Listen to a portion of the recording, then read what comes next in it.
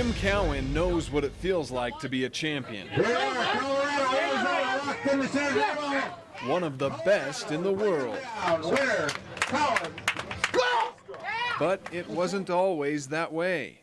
For me, I began drinking with a lot of troubles that I had had, and that got out of control and was taking me down a path that was destitute for jail or an asylum, even dead.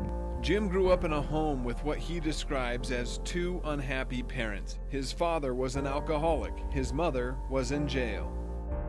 I've experienced a number of things that were traumatic, I guess you would call them. You know, at a real young age, I experienced things that a lot of people hope they never have to experience.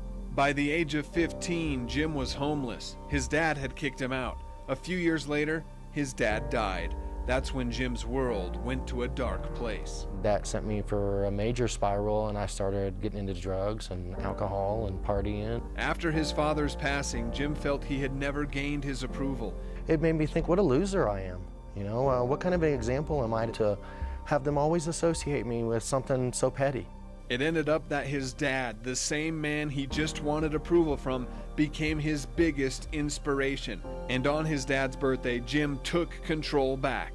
I made a solid choice that moment that I was going to do it. I was the only one awake in the house, and I took my big bottle and grabbed it by the handle and dumped out all the Crown Royal, and I've never had a drink since. He proceeded to attend 90 AA meetings in just 20 days. I was terrified to go out into the world without drinking. It didn't matter what it was. As a part of the program, he knew he needed to stay busy, but he had no idea what one little suggestion would lead him to. And a friend of mine brought up to me, why don't you get into arm wrestling? And it was just like an old love affair, right back at it again.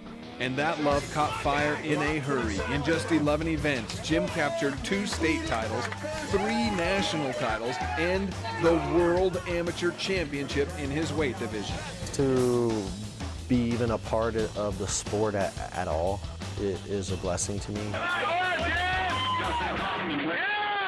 And through all of that winning, Jim still hopes one day his family will recognize him for his successes rather than remember him for his past. I don't feel my family are much of fans for me, and I've competed every tournament in hopes that one day that I would look out and see them. For now, Jim is doing more than just succeeding in his newfound sport. He's also a living example of someone re-emerging as a winner in life. You know, if you give yourself a fair shot, you just might hit the bullseye. No doubt, Jim knows what it feels like to be a champion.